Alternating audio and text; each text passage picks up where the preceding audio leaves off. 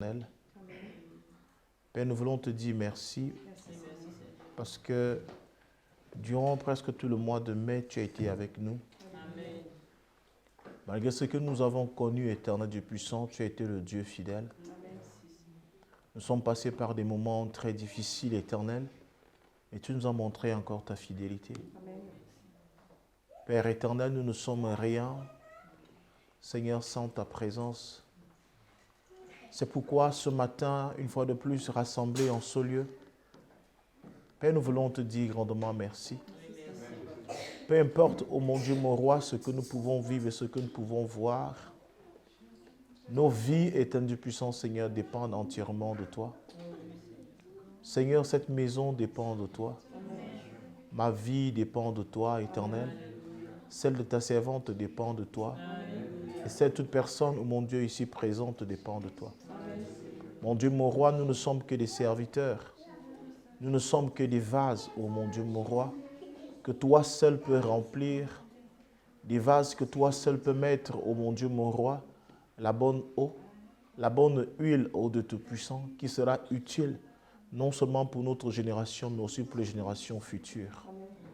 Seigneur, nous voulons nous disposer, éternel Dieu puissant, Seigneur, ce jour, afin que notre Dieu et notre Père, tu nous utilises comme tu le veux. Père éternel, oubliez nos expériences passées, afin de vivre quelque chose de nouveau avec toi. Amen. Oubliez, ô mon Dieu, mon roi, nos connaissances passées, afin de vivre quelque chose de nouveau. Oubliez même ce que tu nous as donné par le passé, afin d'avoir une nouvelle expérience avec toi. Amen. Père éternel de Tout-Puissant, je te prie de prendre total contrôle de ce moment de partage de ta parole, qu'elle soit celle qui vient véritablement de toi et non de moi. Seigneur, parce que si elle vient de moi, ô mon Dieu, mon roi, elle sera sûrement pleine de colère, pleine de médisance, ô mon Dieu, pleine de mes pensées. Mais je prie, ô Dieu trois fois saint, que ce qui sortira de moi aujourd'hui, éternel, soit ce que toi tu veux que ton peuple écoute aujourd'hui, ce que tu veux qu'ils entendent aujourd'hui.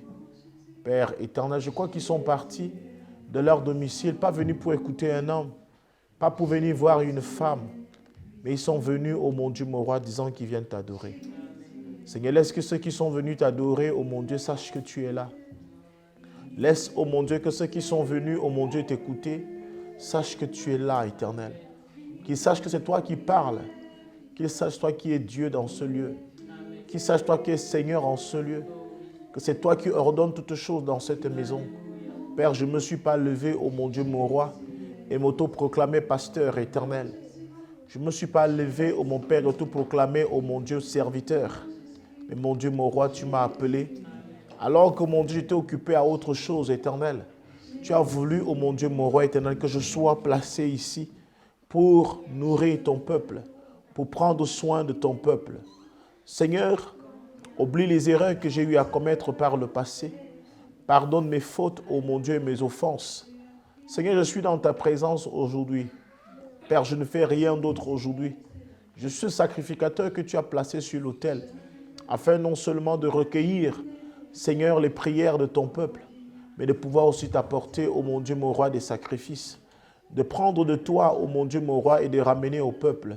Seigneur, je t'en supplie, que ma présence ici ne soit pas inutile, que ma présence en ce lieu ne soit pas inutile, éternel Père.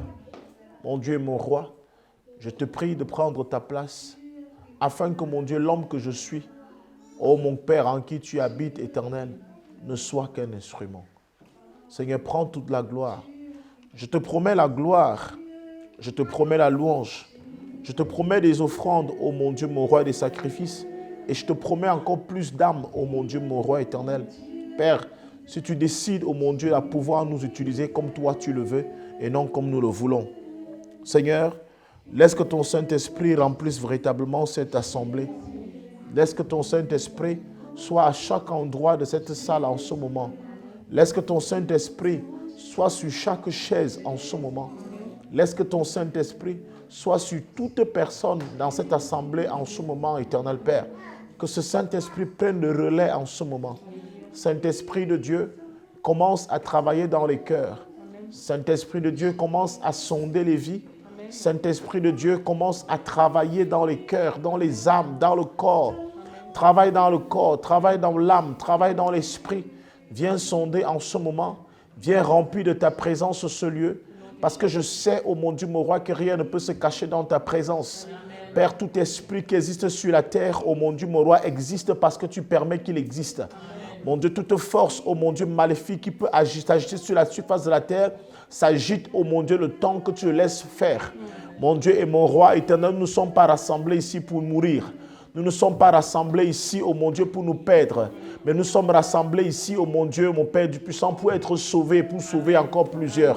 Mon Dieu, mon roi, que tout ce qui n'est pas de toi en ce lieu éternel du puissant, Seigneur, tombe maintenant. Que tout ce qui n'est pas de toi en ce lieu éternel du puissant tombe maintenant. Père, que tout ce qui n'est pas de toi tombe en ce moment. Seigneur, viens remplir cet endroit. Viens remplir cet endroit. Viens remplir cet espace éternel. Mon Dieu, je te consacre du haut de cet autel, ô Dieu Tout-Puissant, une fois de plus, cette salle. Je te la consacre, ô mon Dieu, mon roi. Le Dieu de mon Père, le prophète Joël Francis Tatou. C'est toi que j'appelle en ce moment afin que tu agisses dans cette salle. Viens et agis. Afin que tout ce qui veut attirer nos tensions, ce qui veut attirer notre attention ailleurs, ce qui veut focaliser notre attention, oh mon Dieu, à autre chose. Père, 3 fois 5, que cela se rabaisse en ce moment au nom puissant de Jésus. Père, je parle en tant que sacrificateur. Je parle en tant que ton loin, oh mon Dieu. Que tout ce qui n'est pas de toi en ce moment se taise. Père, visite, oh mon Dieu, mon roi, en ce moment les corps. Visite, oh mon Dieu, ceux qui sont à ma droite. Visite ceux qui sont devant de moi, éternel. Ceux qui sont à ma gauche, éternel. Que ton esprit remplisse cette salle en ce moment. Que ton esprit remplisse cette salle en ce moment. Que ton esprit remplisse cette salle en ce moment. Que ton esprit remplisse cette assemblée en ce moment. Saint-Esprit de Dieu, remplis l'assistance. Remplis ta assemblée. Remplis ta assemblée maintenant. Remplis ton assemblée. Père, 3 fois 5, que la nuée remplisse cette salle. Que ta présence sature ce lieu. Que ta présence sature cet espace. Que ta présence sature cet espace, oh Dieu. Afin de pouvoir agir. Père, touche les cœurs.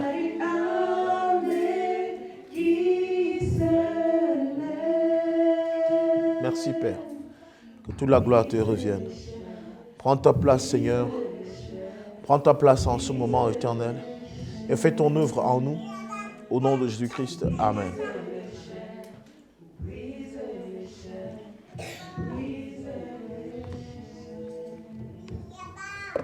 Amen. Amen. Soyez abondamment bénis au nom de Jésus. Amen. Merci.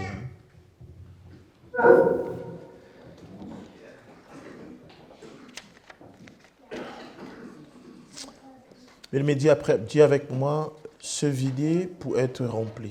Se vider pour être rempli. Dis avec moi, se vider pour être rempli. Se vider pour être rempli. Je rends toute la gloire à Dieu parce qu'il a permis que nous puissions passer une semaine. Que nous puissions avoir une semaine et que nous clôturons presque ce mois. Lorsque nous faisons le culte de semences, le culte spécial, c'est toujours pour clôturer le mois. Même si nous anticipons sur toutes choses, nous anticipons sur la fin de ce mois.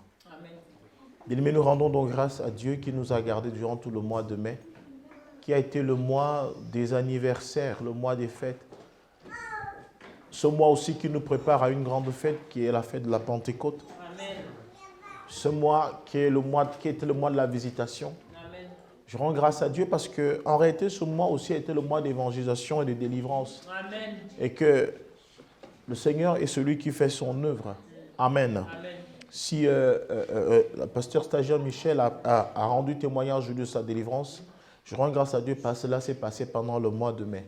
Amen. Ça veut dire que Dieu avait vraiment un plan et tous ceux qui n'ont pas pu vivre la même chose, bien aimé, je prie que le Seigneur te visite aussi, que le Seigneur te visite aussi véritablement et que toi aussi tu passes par là si tu as besoin de délivrance.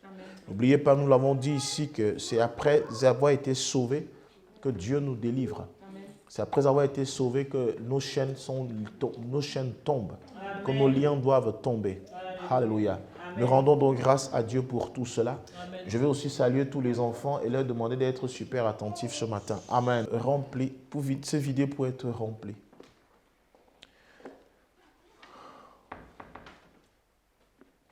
Le plan de Dieu, la volonté de Dieu, c'est de nous remplir.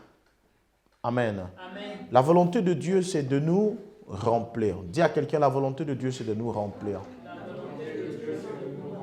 Dieu veut déposer quelque chose en toi. Vous savez, l'huile est disponible. L'eau est disponible. Mais si tu n'as pas de récipient, ou alors si tes récipients sont pleins, tu ne pourras pas recevoir de cette eau. L'huile est disponible. Mais si ton récipient où tu dois recevoir, si le vase dans lequel tu dois recevoir cette huile est déjà plein, si ce vase est déjà plein, tu ne recevras pas cette huile. Alléluia. Bien-aimé, le plan de Dieu, ce n'est pas de te laisser vide. Le plan de Dieu, ce n'est pas de te laisser tel que tu es. Je commence par te rappeler que tu es une très belle créature. Amen. Je ne te flatte pas en te le disant, je te dis qui tu es. Amen. Amen. Je ne te flatte pas. Ce n'est pas pour que tu comprennes ce que je dis. Ce n'est pas pour que tu sois d'accord avec moi que je te le dis. Je te dis déjà que tu es une très belle créature. Amen. Je vais aller très loin en te disant que tu es le plan de Dieu. Amen. Tu es le choix de Dieu. Je dis encore que tu es le fruit de Dieu. Amen. Amen. Amen. Tu es le fruit de Dieu. Mais le problème avec Dieu, c'est que Dieu veut t'améliorer. Dis à quelqu'un, Dieu veut m'améliorer. Dieu veut m'améliorer. Dieu veut t'améliorer. Et c'est lui qui a permis que tu sois ce que tu es aujourd'hui. C'est Dieu qui a permis que tu sois ce que tu es aujourd'hui.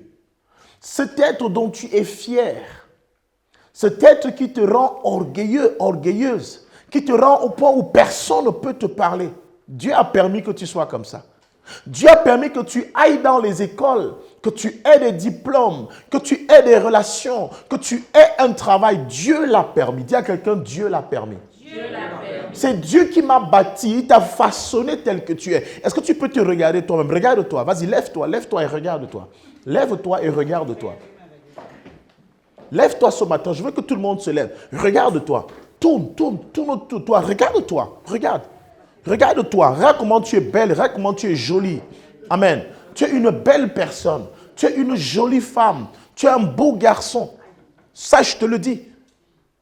Amen. Amen. Je te le dis, sois rassuré que tu es une très belle personne. Alléluia. Amen. Mais je vais encore te dire quelque chose.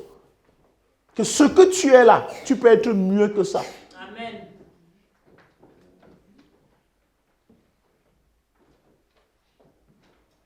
Amen. Ce que tu es là, tu peux être mieux que ça. Le véritable problème avec nous, c'est que nous sommes tellement habitués avec ce qu'on a bâti. Nous sommes tellement habitués avec ce qu'on s'est construit. Asseyez-vous. Si vous avez pu vous regarder, gloire à Dieu. Nous sommes déjà habitués à qui nous sommes. On s'est tellement valorisé et la société nous a valorisés. La société nous a donné un nom, un petit nom. Quand tu arrives dans ta famille, tout le monde t'apprécie. C'est bien. On peut te donner un nom même qui te pousse à un moment donné à être orgueilleux. C'est bien. Mais je te dis, bien-aimé, Dieu veut faire quelque chose de nouveau dans ta vie. Amen. Et tant que tu ne vois pas Dieu comme quelqu'un qui apporte des bonnes choses dans ta vie, bien-aimé, tu ne lâcheras pas prise. Tu ne lâcheras pas prise. Jean chapitre 2, à partir du verset 17 au verset 20.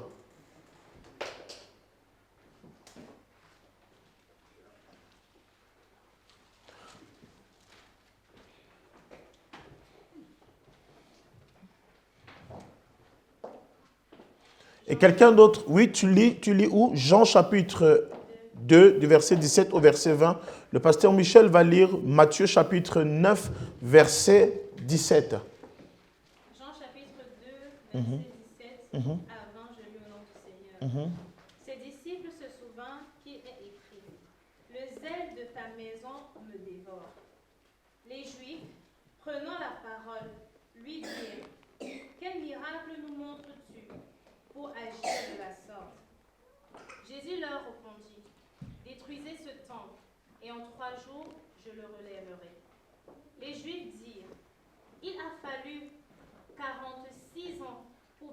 ce temple, et toi, en 3 jours, tu le relèveras. Parole du Seigneur. Amen. Oui, Matthieu. Matthieu chapitre 9, le verset 17. Le verset 17. Je lis la parole de Dieu. On ne met pas non plus du vin nouveau dans de vieilles outres.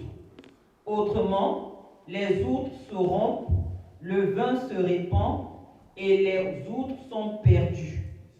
Mais on met le vin nouveau dans des outres neuves et le vin et les outres se conservent. Amen. Alléluia. Bien-aimés, asseyez-vous.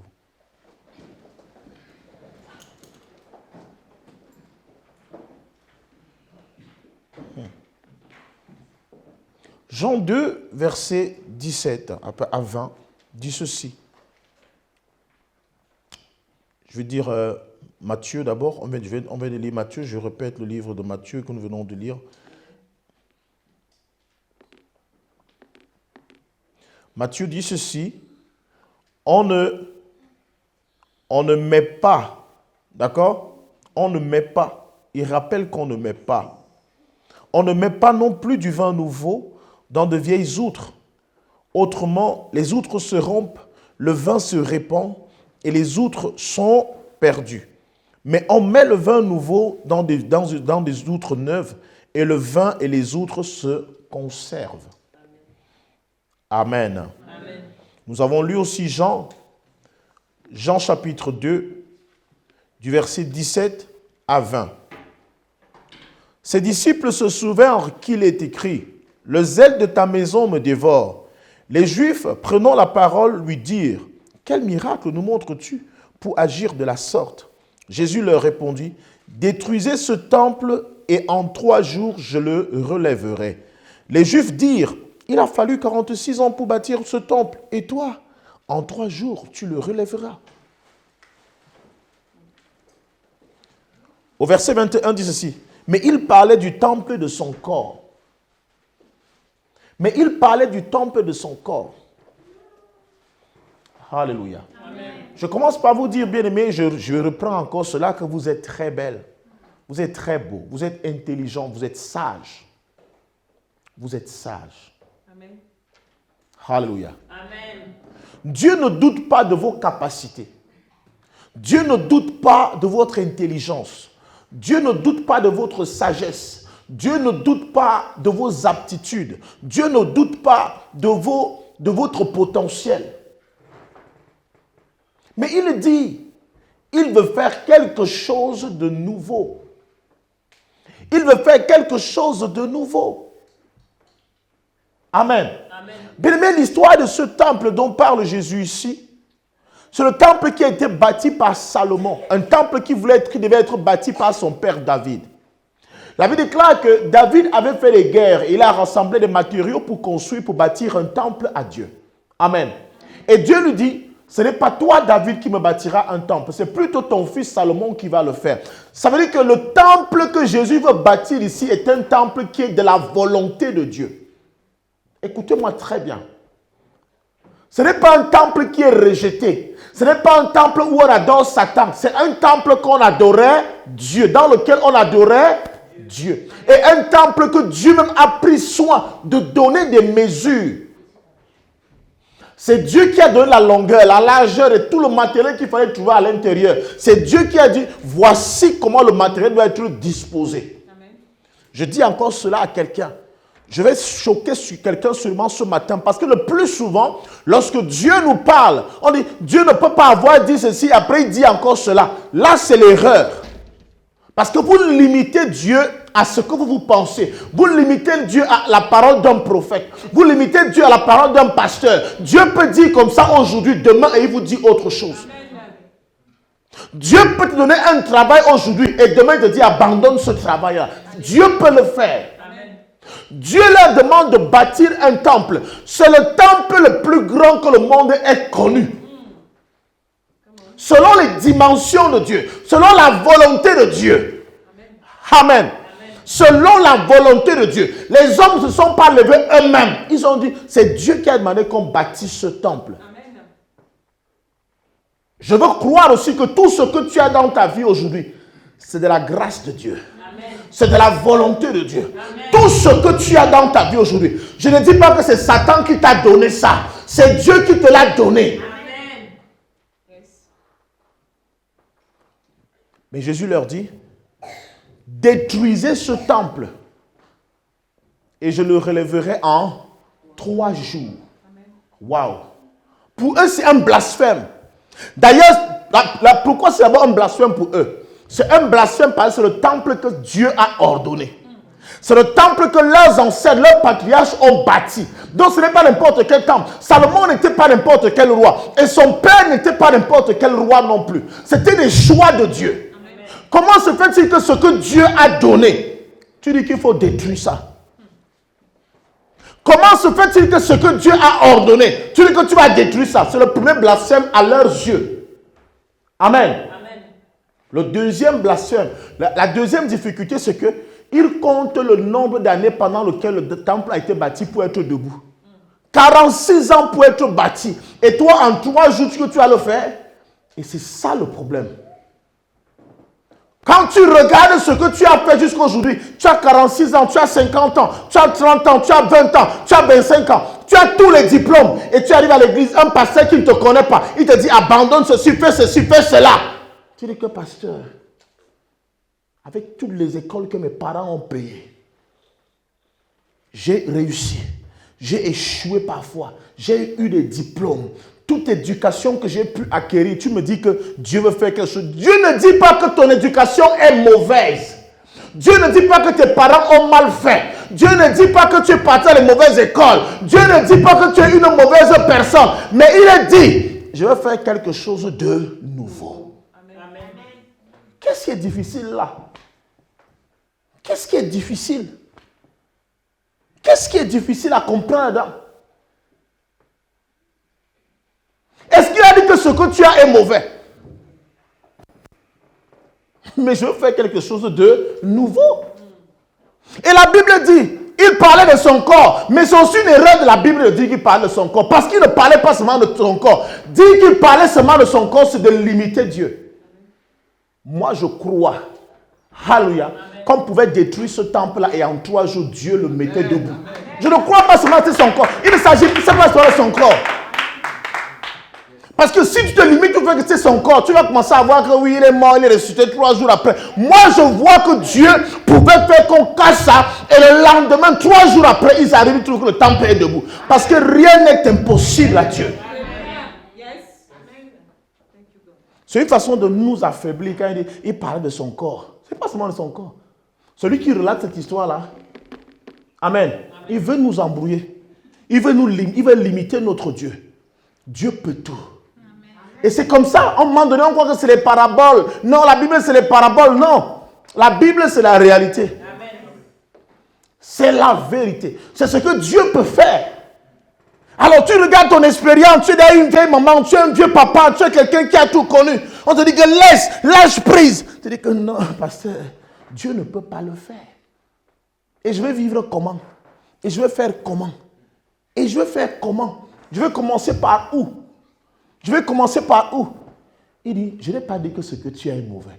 Je veux commencer quelque chose de nouveau. Amen. Il dit, je ferai un chemin nouveau. Je ferai un chemin nouveau. Je n'ai pas dit que l'ancien chemin était mauvais. Mais je veux faire quelque chose de nouveau. Amen. De nouveau.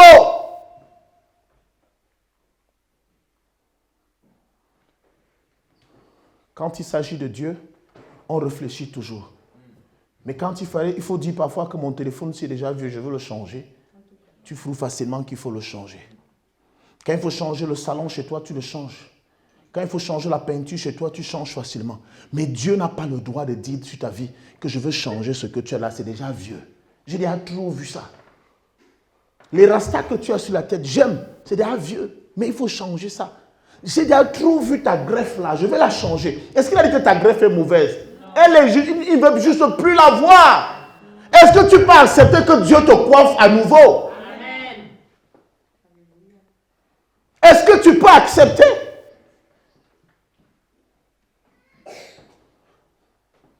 Alléluia. Amen. Tu ne l'as pas volé cette greffe, il sait. Elle est belle, il sait. Elle est peut-être brésilienne ou je ne sais pas quoi, italienne ou pakistanaise, mais elle est belle. Mais il veut que tu la changes. Il dit, je veux la changer. Est-ce que tu laisses que Dieu te coiffe? Vous savez,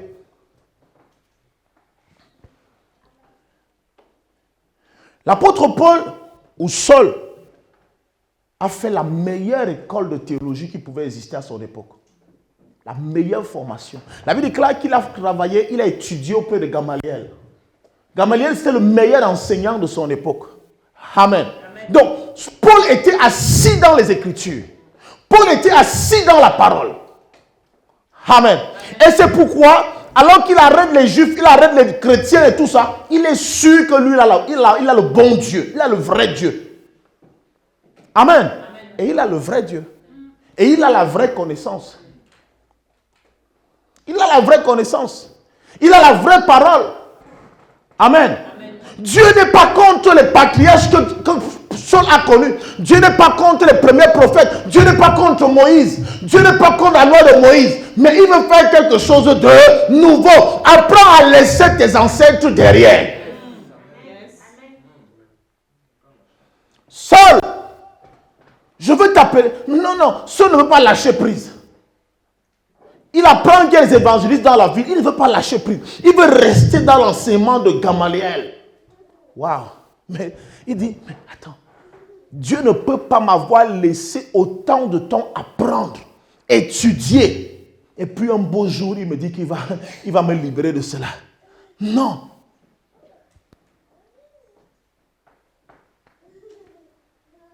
Dieu ne peut pas. Dieu ne peut pas, c'est lui-même qui m'a donné. Ah! Qui n'aime pas être à la mode? Qui n'aime pas être à la mode? Dès que l'iPhone sort, vous êtes dans le nouveau iPhone. Il prépare le 14, vous êtes déjà dans le 14, vous avez déjà bloqué. Le 16 va arriver, vous aurez le 16. Et ça veut dire que le 12 est mauvais.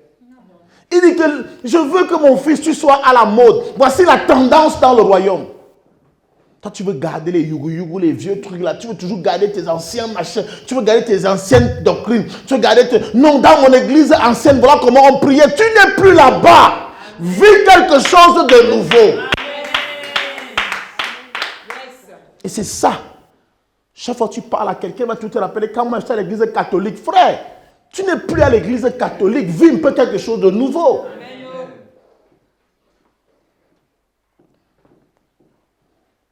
L'enseignement que tu as reçu de Gamaliel était bien. Mais aujourd'hui, on veut que tu passes à autre chose. Vide ton vase.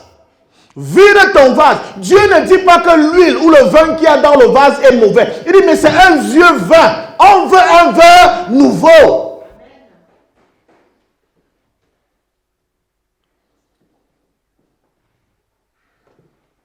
Le vin nouveau. Le vin nouveau est disponible. Mais comment va-t-il te servir alors que ton verre est déjà plein? J'aimais souvent cette scène. Lors des réceptions,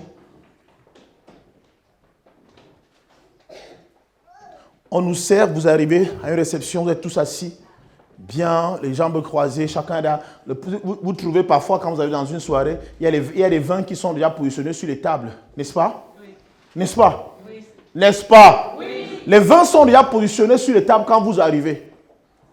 Vous êtes pressé de vous servir, vous parlez, vous papotez, vous échangez, vous discutez.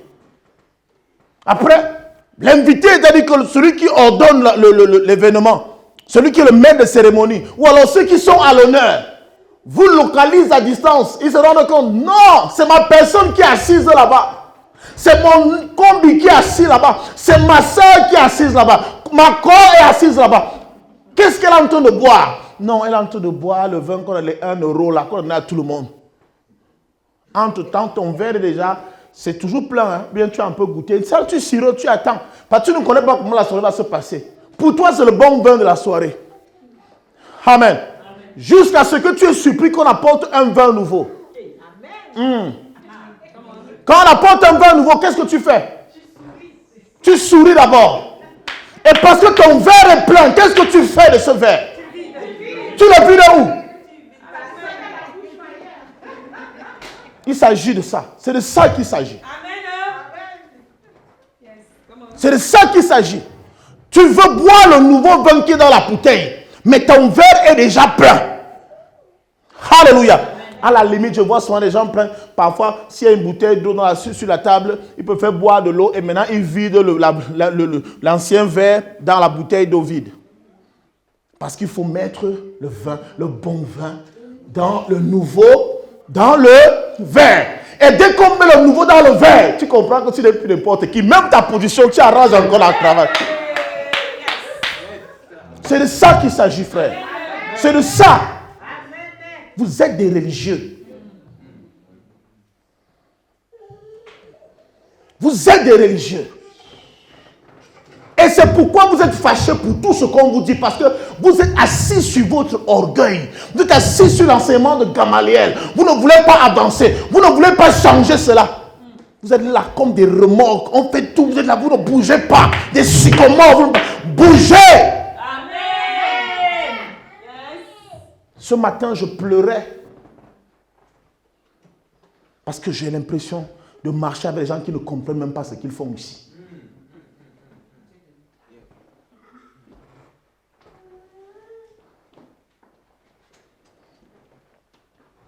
Vous ne comprenez pas. Vous ne comprenez pas. Dieu dit à Abraham, donne-moi Isaac. Waouh. Père, mais choisis autre chose. Pas Isaac. J'ai pris 75 ans pour avoir Isaac. 90 ans pour avoir Isaac. Et c'est toi qui m'as donné Isaac. Et tu me dis maintenant de le donner. Dieu n'a pas dit qu'Isaac n'est pas bon. Il dit, donne-moi Isaac. Il veut tuer ce que lui-même il t'a donné. Ah! Est-ce que vous savez parfois l'obéissance, c'est juste pour voir à quel point vous pouvez écouter la voix de Dieu et marcher comme Dieu vous le dit. Amen. Mais vous résistez et vous plaignez tout le temps. Oh, l'église est vide. Oh, ça ne marche pas. Oh, je ne comprends pas. L'onction n'arrive pas à m'arrêter. L'onction n'arrive pas. L'onction va t'arrêter comment? Quand l'onction de tes parents est sur toi. L'onction va t'arrêter comment? Quand tes considérations familiales sont encore dans ton esprit. L'onction va t'attraper comment? Quand tu ne comprends pas ce qui se passe. Tu es le sorcier de ta vie, frère. Lâche. Lâche prise. Amen. Laisse tomber. Laisse que Dieu fasse son travail. Tu es déjà beau. Mais il dit la beauté, ça ne suffit pas. Je vais te mettre... Je vais renouveler toutes choses. Et qui aime les pizzas ici? Que tous ceux qui aiment les pizzas lèvent la main. Peu importe, je dis pizza. Mais ne dites pas que ça dépend. Dites pizza. Je dis pizza. Je ne parle pas du genre de pizza, je parle de la pizza. Vous serez choqués aujourd'hui parce que je n'ai plus le temps d'étudier l'histoire de la pizza. Je n'ai pas fait l'Italie, mais j'ai plus le temps d'étudier un peu l'histoire de la pizza. En réalité, la pizza est composée de restes d'aliments. Le reste d'aliments, ça veut dire que tu vas au marché ou alors tu vas faire tes courses. Tu achètes de la viande, tu achètes de la tomate, du ketchup pour tes enfants à la maison. Amen. Tu as fait tes courses du mois. Tu as acheté de la farine que tu devais normalement faire. Peut-être quoi, des gâteaux. Amen. Tu ne connaissais pas ce qu'on appelle pizza. Voilà comment la pizza est née. Parce que la pizza est née en Italie. Amen. À un moment donné, ton frigo est vide. Il n'y a plus rien à manger. La viande est finie, le poisson est fini. Le reste de farine que tu avais acheté, il y a encore quand même un demi-kilo de farine. Parce que les gâteaux, tu as fait les gâteaux, ça fait longtemps. Amen. Et puis tu te dis, il faut quand même que les enfants mangent. Ils ne vont pas mourir de faim. Alors que, parce qu'il n'y a rien, il n'y a pas d'argent. Il n'y a pas d'argent. Ils se sont dit, qu'est-ce que je peux bien faire? Il a pris la pâte, la farine qu'il avait. Il avait quand même de l'eau. Il a fait pétrir cette pâte Amen. Et il allait au frigo, tout le reste, tout ce qu'il y avait comme reste dans le frigo, il prend, il jette sur la pâte, il prend, il jette sur la pâte, il prend, il jette sur la pâte, il prend. C'est comme ça qu'on a eu la première pizza. Amen. Amen. Avant d'avoir les différentes pizzas que vous avez aujourd'hui, c'est comme ça que la pizza est née. Amen. Amen. Donc la pizza est faite à base des restes. On a formé quelque chose de nouveau. Et on a découvert qu'avec les restes, on fait quelque chose de nouveau. Parfois, Dieu, avec tes restes, veut faire quelque chose de nouveau, mais toi, tu refuses de donner ces restes. Amen.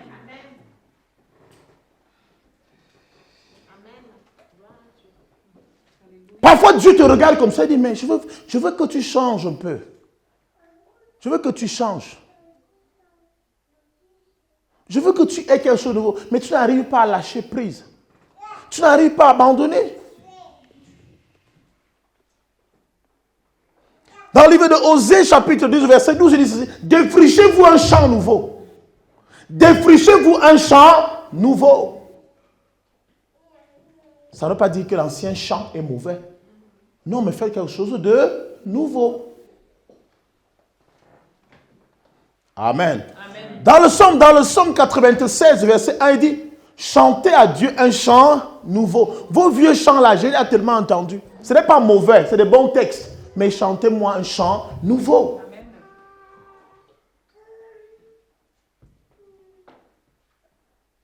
Vous savez que c'est la chose la plus difficile, je vous assure. Et je suis conscient de ce que vous traversez. Vous avez eu, quand vous regardez votre âge, vous êtes le fruit de toutes les informations que vous avez emmagasinées. Et selon vous, c'est des très bonnes informations que vous ne devez pas perdre. Et personne n'a le droit de venir changer cela selon vous. Mais l'erreur que vous faites, c'est que quand vous dites personne n'a le droit de venir changer cela, vous mettez même Dieu dedans parmi personne là. Même Dieu ne peut pas changer votre mentalité. Même Dieu ne peut rien changer dans votre façon de voir. Vous êtes déjà sûr d'être arrivé. Ce qui fait que parfois nous sommes retenus, ce sont nos expériences de la vie qui nous maintiennent. Amen. Amen. Nos expériences de la vie qui nous maintiennent et qui nous empêchent de pouvoir avancer. Oh Dieu, comment tu peux me demander de détruire tout ce que toi-même tu sais que tu m'as donné? Je me suis battu pendant 30 ans pour être ce que je suis aujourd'hui. Et tu me dis comme ça qu'il faut que je laisse tomber tout ça. Ah. Pierre, tu veux me suivre? Jette tout ce que tu as et suis-moi. Je n'ai pas dit que le filet que tu as est mauvais. Je n'ai pas dit que ton travail que tu as est mauvais, mais je vais donner quelque chose de nouveau. Lorsque le Seigneur me parle de mon épouse aujourd'hui, j'étais en relation avec une femme et je vous assure que je l'aimais et elle m'aimait. L'amour, ça passait entre nous, on s'aimait tellement. Amen. Amen. On s'aimait véritablement. On n'avait aucun problème. On avait des grands projets d'ailleurs. De grands projets que tout garçon peut rêver. Bien aimé, là où tu es assis maintenant, chacun rêve de construire d'acheter au moins un terrain, n'est-ce pas? N'est-ce pas? Et de construire une maison. Moi, non seulement j'avais déjà des terrains avec elle, j'avais aussi construit des maisons. Et pas n'importe quelle maison. Et pas n'importe quel terrain. Avoir un terrain à bordure de mer, c'est le rêve de tout un chacun. Avoir les pieds dans l'eau. C'est le rêve de tout un chacun. Quand Dieu me dit, je veux que tu fasses quelque chose de nouveau. Ce n'est pas elle. Ce n'est pas avec elle que je vais faire avec. Ce n'est pas avec elle que je vais bâtir ta vie. Mais attends, est-ce que j'ai encore quelque chose à bâtir? Ma vie est déjà bâtie, Seigneur. J'ai déjà les maisons. J'ai déjà des terres. Et j'ai un peu d'argent dans le compte. Et dans ma famille, tout le monde me célèbre. Tout le monde sait que je suis quelqu'un qui suis bien assis. Attends, c'est quoi l'histoire que tu me dis qu'il faut la laisser passer là? Et pire encore, celle qui te montre ne ressemble même pas au genre de femme que toi tu aimes. Pire encore, celle qui te montre n'a même rien de tout ce que toi tu as. Tu sens que c'est souffrir à nouveau. Et c'est là qu'on se trompe. Parce que dans une chenille, Dieu cache un papillon. Amen. Dans une chenille, Dieu cache un papillon. Il me dit, laisse tomber. Je dis, mais Seigneur, on peut quand même faire avec celle-ci, non? C'est toi qui fais en sorte que la femme puisse aimer quelqu'un. Même si tu dis qu'elle n'est pas bonne, mais tu peux la rendre bonne. Il dit non, je n'ai même pas dit qu'elle n'est pas bonne. Je dis celle-là, elle est bien. C'est une bonne femme, c'est une bonne fille, mais seulement que ce n'est pas ta bonne femme. C'est une bonne fille, mais ce n'est pas ta bonne fille. Elle peut être une bonne épouse, mais ce n'est pas ta bonne épouse. Waouh, il faut tout abandonner.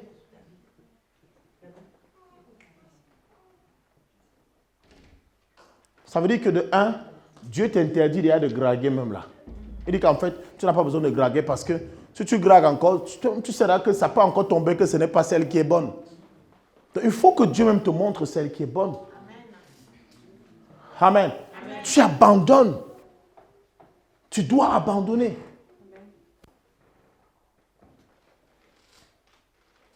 Je dois oublier tout ce que j'ai vécu avec elle. Je dois oublier tout ce qu'on a construit.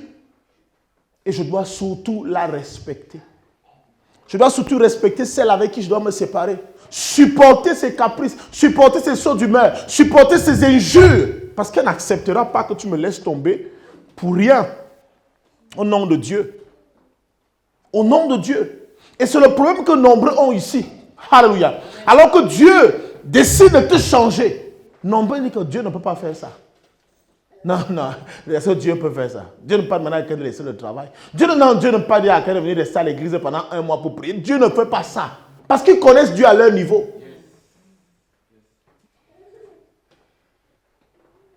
Non, Dieu ne peut pas faire ça, pasteur. Et nombreux sont venus me dire comme ça. Ce que tu dis là, laisse ça, laisse ça, laisse ça. Quel Dieu? Quel Dieu? Dieu ne peut pas dire ça. Donc tu dis que Dieu ne t'aime, Dieu n'aime pas que tu vives les bonnes choses. Il dit que les plans merveilleux pour toi. Il n'a que des plans merveilleux pour toi. Afin de donner un avenir, de l'espérance. Pendant que tu as les maisons, tu as les voitures, tu as tout. Tu dis que Dieu te demande de laisser ça. Vraiment, je crois que vous devenez souvent fou dans votre tête là. C'est quoi votre histoire d'église là? L'église est en train de te perdre. Ce n'est pas Dieu qui dit ça.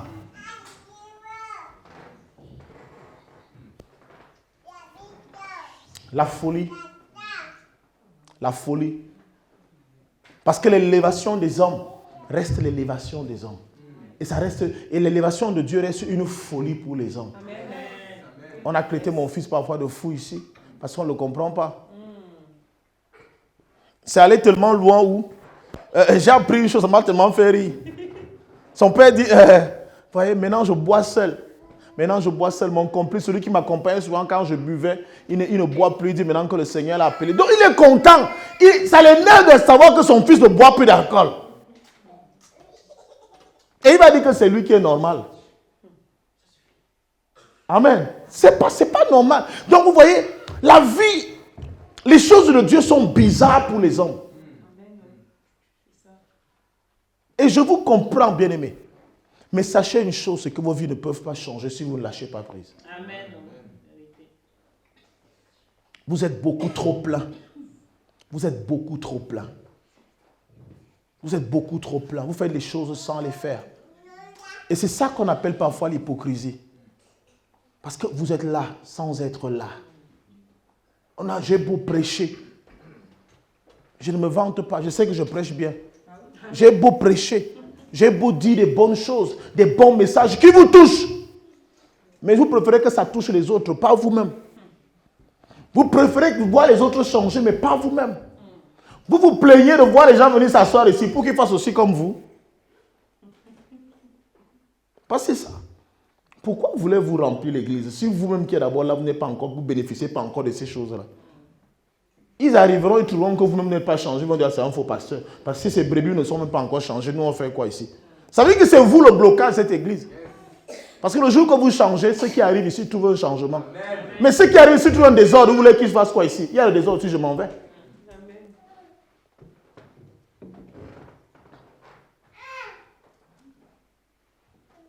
C'est ça en fait.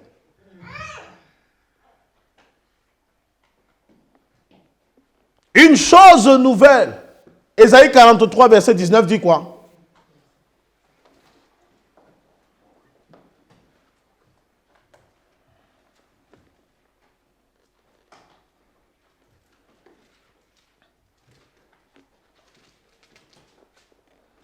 Ésaïe 43, verset 19. Ésaïe 43, verset 19. Voici, je vais faire une chose nouvelle. je vais faire une chose nouvelle. Sur le point d'arriver. Sur le point d'arriver. Ne la connaîtrez-vous pas? Ne la connaîtrez-vous pas? Je vais faire une chose nouvelle. Voilà un premier signe que même ici, vous n'êtes pas prêt à changer. Amen. On dit quand on lit la parole, les gens sont assis. Et vous voulez que ça change? En fait, je n'arrive pas à comprendre, Seigneur. Aide-moi pas à comprendre ce qui se passe dans leur tête. Ou vous croyez que, en fait, on le dit juste parce qu'on veut vous empêcher d'être en paix à l'église. Pourquoi il demande de nous lever? Pourquoi il demande de nous faire ceci? Bien aimé, vous croyez que je peux partir de chez moi pour venir vous embêter ici? On se connaît. Je sais que vous venez même d'où? Vous venez d'où? Oui, mais vous ne pouvez pas être mes enfants et quand je donne l'ordre, vous n'obéissez pas. Amen. Que Dieu te bénisse.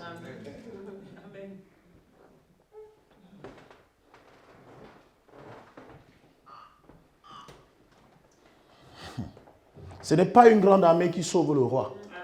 Ce n'est pas une grande armée qui sauve le roi. Dieu ne fera pas des choses en France parce que vous êtes nombreux. Non. Il peut faire avec 2 personnes. 2 personnes.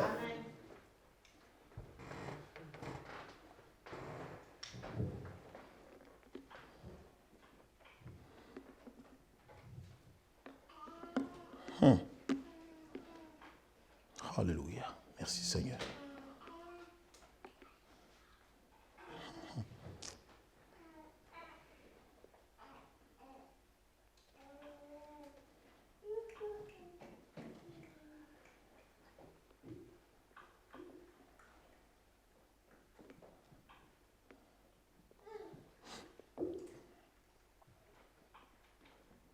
Voici, je vais faire une chose nouvelle sur le point d'arriver. Je vais faire une chose nouvelle sur le point d'arriver. C'est où que je vais faire une chose nouvelle? Sur le point d'arriver. Peut-être vous connaissez le point d'arrivée. Amen. Mais je dis, si vous trouvez quelque chose de nouveau, sachez que c'est moi qui ai fait cette chose nouvelle. Amen. Ça veut dire que quoi? Ça veut dire que à partir de tes projets que tu avais déjà, des choses que tu voulais déjà réaliser en 2025 ou en 2024 ou 2023, Dieu peut te faire que tu puisses avoir ce que tu avais déjà arrêté dans ton esprit. Mais il va ajouter quelque chose de nouveau. Amen. Et tu sauras que ça là, je n'ai pas prévu que cela devait arriver dans ma vie. Je n'ai pas prévu que cela arrive. Je ne savais pas que ceci allait arriver. Mais tu sauras quand même que c'est Dieu qui a fait ceci. Amen. Il dit, je mettrai un chemin dans le désert. Alors que tu seras désespéré, alors que tu sauras que tu as tout abandonné, il n'y a plus rien à faire. Alléluia. Amen. Il va frayer un chemin dans le désert.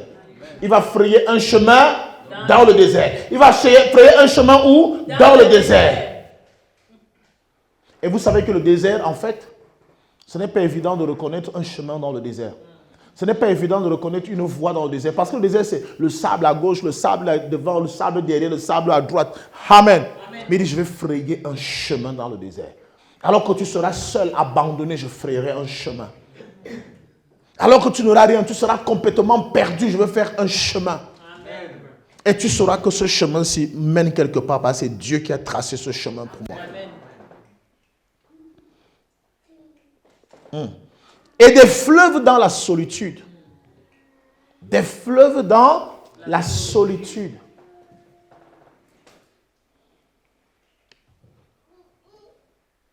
Frères et sœurs, il est temps pour toi de rejeter tout ce que tu es. Amen.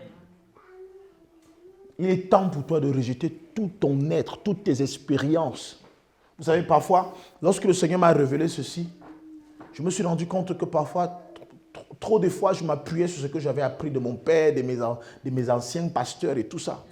Et parfois, je prêchais par expérience. Je parlais par rapport à ce que je connais par le passé. Dieu me dit, ce que tu as connu à l'époque là, c'était bien. Maintenant, c'est bon, je fais quelque chose de nouveau. Oublie un peu ça. Oublie ça. Oublie ça. Parfois, j'ai connu tellement de grands pasteurs, Tellement de grands pasteurs que parfois ça me frustre quand je vois comment les gens se composent de telle manière. Je dis, mais pourquoi ils font ça? J'ai connu tellement de grands chantres. Moi-même, j'ai été un grand chantre.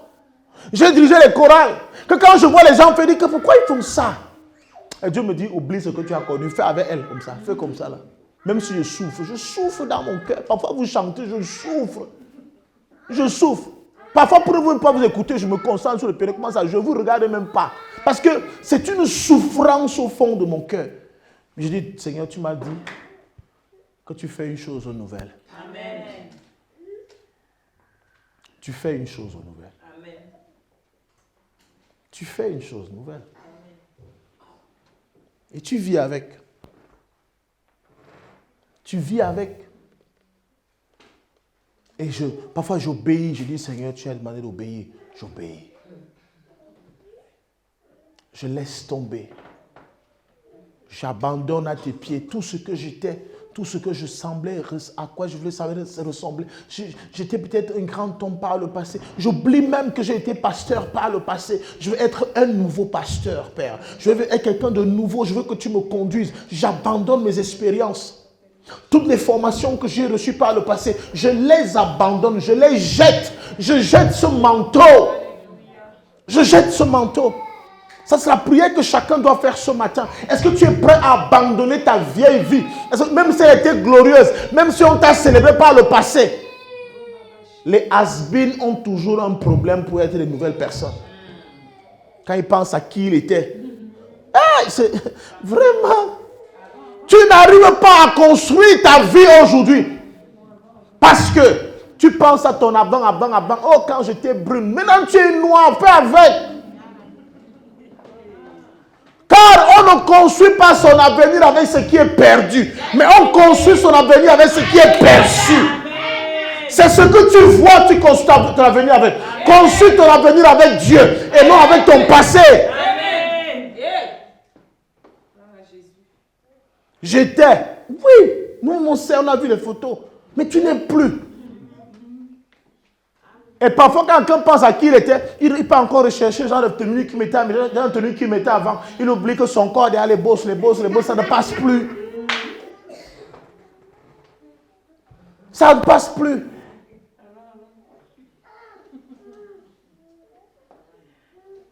Dans les couples, c'est souvent grave. Quand tu m'as rencontré, oui. Quand tu m'as rencontré, tu étais quoi? Moi, tu m'as vu comment j'étais. Oui, je sais comment tu étais, mais je vois comment tu es maintenant. Je vois comment tu es maintenant. Je fais avec ce que je vois devant moi. Je ne fais plus avec ce que tu étais. Je fais avec ce que je vois là maintenant. Tu n'es rien, tu es ce que je vois. Et je veux valoriser ce que tu es. Arrête de me parler de ce que tu étais. Ça fait 10 ans aujourd'hui. Ça fait 20 ans. 20 ans. Quand je t'ai rencontré, tu étais comme ça. Maintenant, c'est comme ça. Comme tu as vu là. Non, on fait avec. On va là acheter les éponges, on va soutenir. C'est pas grave. Mais arrête de vivre les rêves passés. C'est fini, c'est fini.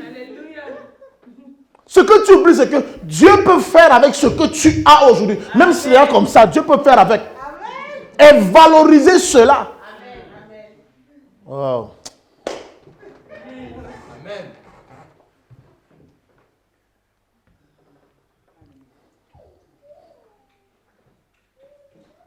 Avec ce que tu es là, Dieu peut faire des très grandes choses. Amen. Le problème avec toi, c'est que tu rêves trop. Parfois, tu feuillettes des vieux albums pour voir les vieilles photos. Ah, j'étais quand même belle, hein? J'étais quand même jolie. Parce qu'en fait, ta beauté, c'est comparé à ton passé, à ce que tu étais. Ah non, j'étais mince. À l'époque, j'étais mince. Je vois souvent des femmes qui... Elle regarde, elle dit qu'elle était mince. Elle oublie qu'elle avait 16 ans. Elle avait 18 ans. Il y a le poids que tu prends, c'est même... C'est-à-dire que même si tu jeûnes tous les jours, tu prends le poids parce que ton âge t'impose le poids. Et c'est comme ça qu'on commence à boire les choses. Oh, bon, donne-moi un jus de légumes, donne-moi ceci, donne-moi les jus de ceci, donne-moi cela, donne-moi cela. Quand ça vient, c'est venu.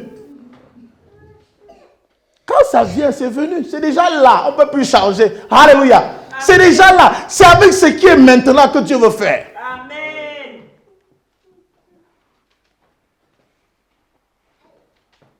C'est ça, non? C'est fini, frère. Que tu aies 60 ans, Dieu peut faire des grandes choses avec ton âge. Amen. Tu aies 70 ans, Dieu peut le faire. Amen. Je t'en supplie. Lâche prise. Alléluia. Amen. Vide-toi pour que Dieu puisse te remplir. Amen. Si tu ne te vides pas, on ne va jamais te remplir. On ne va jamais te remplir. Et c'est pourquoi vous allez vous rendre compte que le plus souvent, la Bible déclare que si on met du vin nouveau dans des vieilles outres, les outres vont se casser. Et qu'est-ce qui va se passer? Le vin va se répandre. Et on va perdre le vin et on perd aussi le vase même ou l'outre. C'est ce qui se passe souvent à l'église. Quand une personne veut mettre du vin nouveau dans des vieilles outres, c'est des personnes qui se plaignent tout le temps. Ah, j'ai tout le travail. Oh, c'est trop difficile. Oh, c'est très compliqué. Oh, voilà, je ne comprends pas. Oh, le pasteur nous gronde. Oh, le machin fait ceci. On fait ceci. Parce qu'en fait, on veut mettre du vin nouveau dans une vieille outre. Et les fissures commencent à... Les gens boudent à l'église pour rien. Tu dors chez toi et dors chez moi, on se retrouve à l'église. On se connaît, frère. On ne se connaît pas. Tu me boudes pourquoi? Les vieilles outres. Les vieilles outres. Les vieilles outres. Il faut toujours les tenir comme ça. Et ça peut se casser.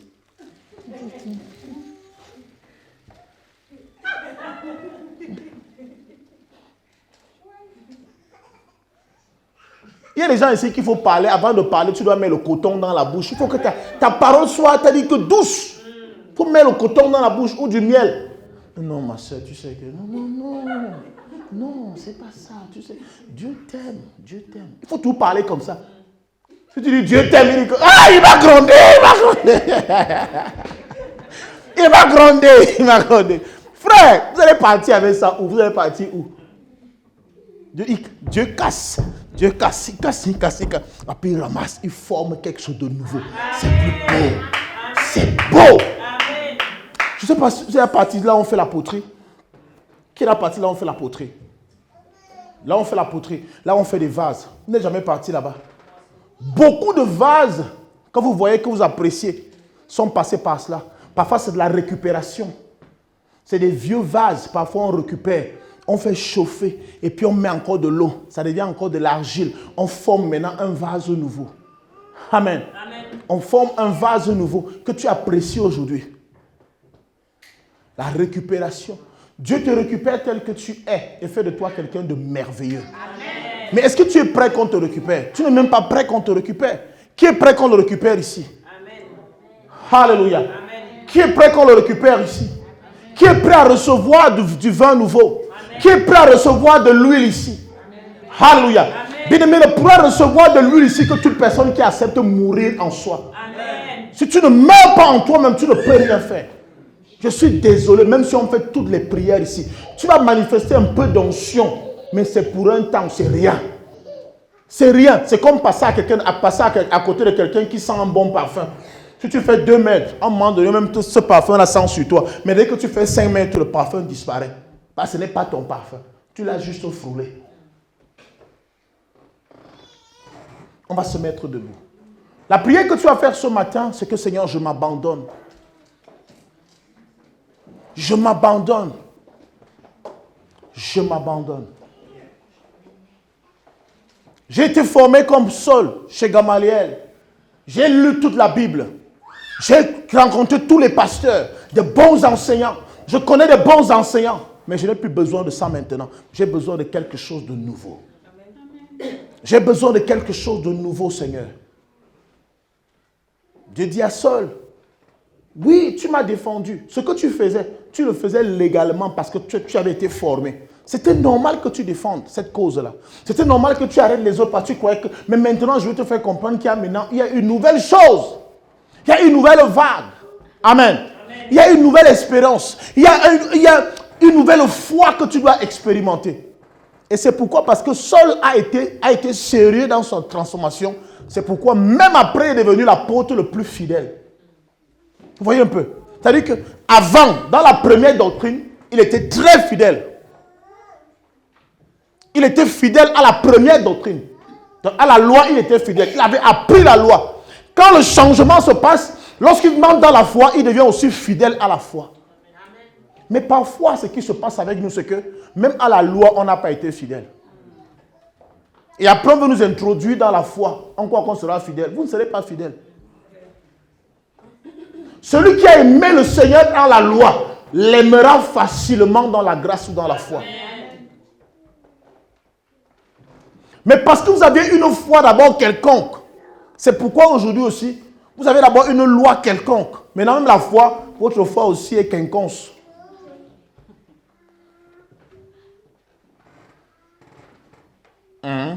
La foi en quinconce. Tu vas aller fouiller dans ton dictionnaire. Vous êtes venu à l'école ici. Alléluia. C'est français. Amen. C'est français, non? Oui. Voilà. Vous voyez quoi que je vous ai parlé en boulot un temps là. Il a dit un mot en boulot là, c'est quoi? Non, c'est le français. Ah, c'est une place en plus à Bordeaux. Ah, acclamez pour eux. Elle connaît. Marchez un peu, vivez un peu, déplacez-vous. Allez un peu, sortez un peu de Saint-Denis, là, sortez un peu de vos petits villages, là, sortez un peu de vos villes, allez un peu à Bordeaux, allez découvrir. Mais je ne parle pas de cette place-là. Amen. Je parle d'une forme. Amen. Alors, bien aimé, il est important pour nous ce matin que nous fassions véritablement cette prière. C'est difficile, je sais, mais faites confiance à Dieu. Ne prêchez plus selon votre expérience. Ne priez pas selon vos expériences. Ne priez pas selon ce que vous avez appris de vos parents. Amen. Ne faites pas les choses en fonction de ce que vous connaissez par le passé. Sinon, vous allez toujours buter. Mais faites confiance à Dieu, je vous en prie. Laissez qu'il vous conduise. Vous savez, je vous donne encore un conseil en ce qui concerne cette église. Ne vous inquiétez pas le fait que les gens ne viennent pas. Inquiétez-vous pour vous-même. Inquiétez-vous pour vous-même. Vous avez trop les regards sur les autres, au point où vous oubliez vous-même. Pose-toi la question, si tu meurs maintenant, alors que tu veux sauver les autres hommes, tu n'es pas encore sauvé. Combien de fois est-ce que tu pries pour que Dieu se révèle véritablement à toi? Combien de fois est-ce que tu pries par semaine, par jour, pour que Dieu te brise, afin que tu reçoives cela, toi aussi cette onction? L'onction n'est pas que pour les autres. Le changement n'est pas que pour les autres. La délivrance n'est pas pour les autres. C'est pour tout le monde.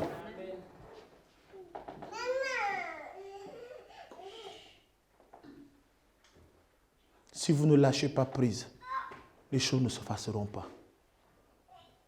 Vous êtes intelligent, mais à un moment donné, mettez votre intelligence par terre, écrasez ça, devenez fou devant Dieu. Obéissez à Dieu sans chercher à comprendre pourquoi. Amen. Je vous en prie. Nous devons être fatigués de l'hypocrisie que nous avons devant Dieu. Nous devons être fatigués de mener cette vie. Je ne parle pas d'une vie où vous aurez l'argent. Je ne vous promets pas l'argent. Je dis, vous aurez une relation avec Dieu, où vous aurez la paix au fond de vous. Toute personne qui a véritablement rencontré le Seigneur vous dit qu'elle vit une paix, un amour profond. Il ne sait pas comment expliquer ça. Il vit la paix. Toi, tu es toujours dans les soucis. Pourquoi? Parce qu'en fait, tu n'as pas la relation avec Dieu. Tu penses à la délivrance. Tu penses à tes problèmes. Tu penses à tes projets. Parce qu'en fait, tu n'es pas avec Dieu. Dieu n'est même pas avec toi. Alléluia. Il y a plus grand que la délivrance. Il y a plus grand que l'argent. Il y a plus grand que les maisons. Il y a plus grand que tout ce que l'élévation des hommes. Alléluia. Et ce qui est plus grand que ça, c'est la présence de Dieu dans ton cœur. Une fois qu'il y a Dieu dans ton cœur, frère,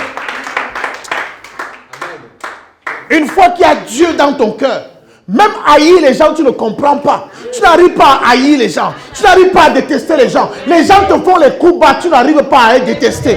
Tu dis, Seigneur, j'avance seulement.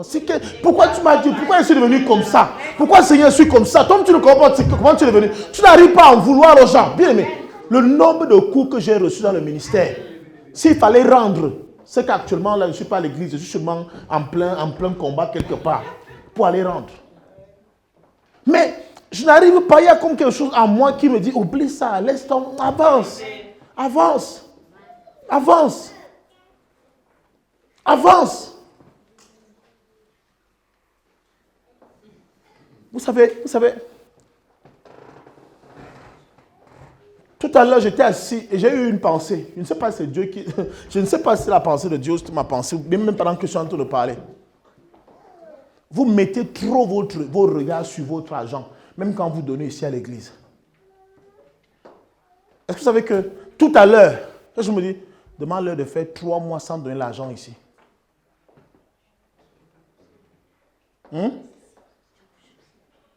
Ce n'est pas possible. Ah, moi, je connais des gens qui vont sauter.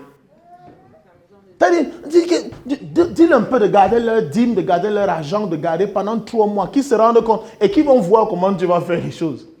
En fait, vous voyez un peu à quel point est-ce que Dieu est capable de vous mettre un peu à l'épreuve. Vous dit, garde ton argent, garde tes biens. Si tu veux, ne viens pas pendant 3 mois, mais il y aura toujours programme ici. Est-ce que vous vous rendez compte de la chose? Bon, c'est moi, pasteur, qui vous dit ça. Ça veut dire, je ne suis pas placé ici pour votre argent.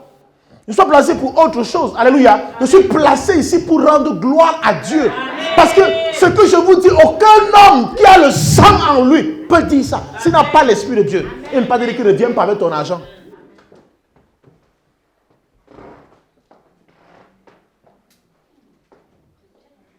Parce que chaque fois qu'un pasteur commence à prêcher, un prophète commence à prêcher, toi tu attends seulement à la fin. Oh, il sait qu'il va finir par demander l'argent. Il va finir par demander l'argent. Il va finir par... Bien-aimé, tu veux mourir avec ton argent? Que ton argent périsse pas avec toi? Que ton argent périsse pas avec toi? Alléluia. Amen. Mon Dieu m'a encore surpris même cette semaine. Amen. Je me souviens, j'avais un problème au Cameroun. Et il fallait que j'envoie 900 000 à quelqu'un au Cameroun. Amen. C'était son argent, je devais son argent. Ça fait environ 1500 €. Je regarde comme ça. Je dois remettre l'argent là mercredi. Nous sommes là lundi. Il n'y a rien, même pas 100 francs dans la poche. Même pas 1 € dans la poche, j'ai rien. Je regarde mardi, je n'ai rien. Mardi soir, il m'envoie le message qu'il n'oublie pas que c'est demain que tu m'envoies l'argent le 25. Je dis, tu auras ton argent, t'inquiète pas. Est-ce que nous servons Dieu ou bien nous servons les hommes, frères? Est-ce que nous servons Dieu ou nous servons les hommes? Dieu peut me laisser tomber, frère. Dieu ne me donne pas en fonction de mes moyens ou en fonction de mes besoins. Il me donne en fonction de sa volonté. Amen. Si c'est bon pour lui, il me donne. Si ce n'est pas bon, il ne me donne pas. Voilà comment je dois voir les choses. Et voilà comment vous devez voir les choses. Dieu ne vous doit rien. Amen. Il ne vous doit rien. Donc quand tu donnes, tu n'achètes pas. Quand tu donnes, tu n'attends pas en retour. Sinon, celui qui donne comme ça. Parce qu'un jour ici, j'ai dit ça pendant la réunion, j'ai dit que Dieu a placé, pasteur a béni, a maudit vos finances. Frère, si vous ne connaissez pas la parole, on vous enseigne. Asseyez-vous, on vous enseigne la parole. Celui qui sème en murmurant s'appauvrit, dit la parole. S'appauvrir, c'est quoi? Ça veut dire que tu maudis ce que tu as. Ce n'est pas moi qui le dis. Et quand vous donnez plus à l'homme qu'à Dieu, vous vous maudissez vous-même. Ce n'est pas moi qui le dis. Parfois, les gens préfèrent me donner de l'argent alors que l'église est dans les problèmes, frère. Et vous voulez que moi j'accepte le genre d'argent là? Vous voulez mettre dans les problèmes avec Dieu? Vous voulez mettre dans les problèmes avec Dieu, pourquoi? Amen. Amen. Si l'œuvre de Dieu a besoin d'argent, donnez l'argent pour l'œuvre de Dieu. On verra ma part après. Amen. Amen. Si ton père au village, ta mère au village a besoin d'argent, donne-lui l'argent avant de me donner, tu verras ma part après. J'ai toujours dit ça ici. Amen. Mais ceux qui aiment interpréter les paroles à leur manière, vous interprétez. Et c'est pour cela que Dieu parfois est fâché contre vous, alors qu'on prie pour vous tous les jours.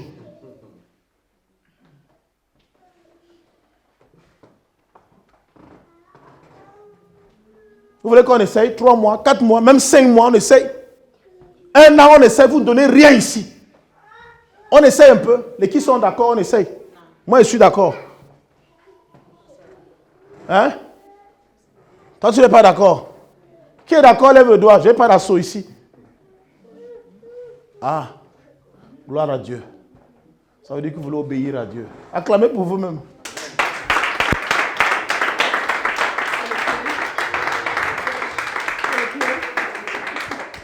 Soyez en paix. Amen. Dieu vous bénit afin que l'église soit bénie. Amen. Et il va encore vous bénir plus que ça. Amen. Il va encore vous bénir plus que ça. Amen. Est-ce que quelqu'un peut me donner le chiffre qu'il espère avoir avant la fin de cette année? Donne-moi le chiffre que tu espères avoir avant la fin de cette année. 20 000 euros. 10 000 euros. 40 000 euros. 15 000. 20. 100 000. 1 million. Tu as dit combien? 15 000. 500 000. 10 millions. 6 millions. 5. Tu crois en ce que tu dis? Tu crois vraiment? Qui d'autre? Tu as dit quoi? 50. 30 000 euros.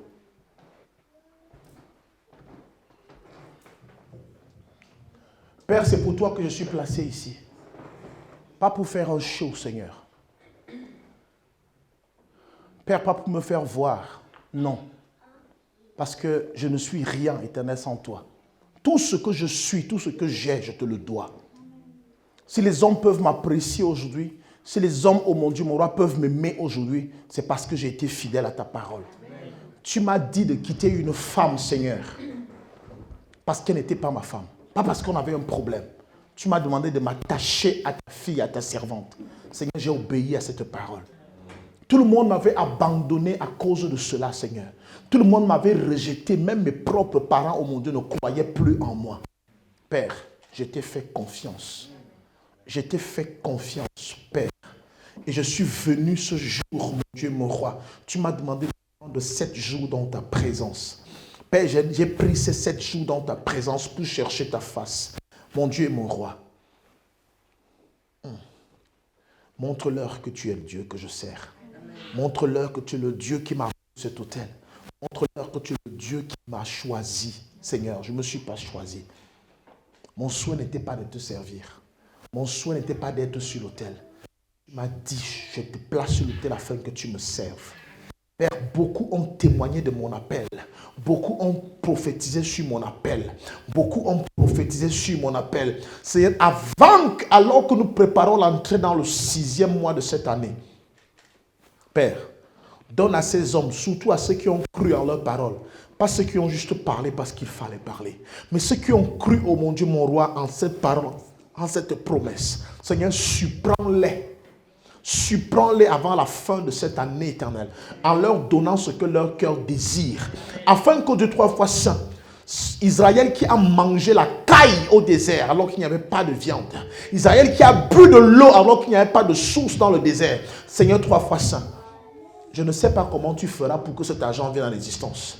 Je ne sais pas comment tu feras pour que cela vienne en existence, mais je crois, si tu étais capable de détruire le temple que Salomon avait construit pendant 46 ans et le relever en 3 jours, je crois qu'avant la fin de ces 6 mois qui vont commencer, Père éternel, tu peux le faire. Amen. Fais-le, afin que le Dieu de mon Père, le prophète Joël Francis Tatou, Seigneur, prouve qu'il est encore Dieu. Amen. Qu'il est encore Dieu. Amen.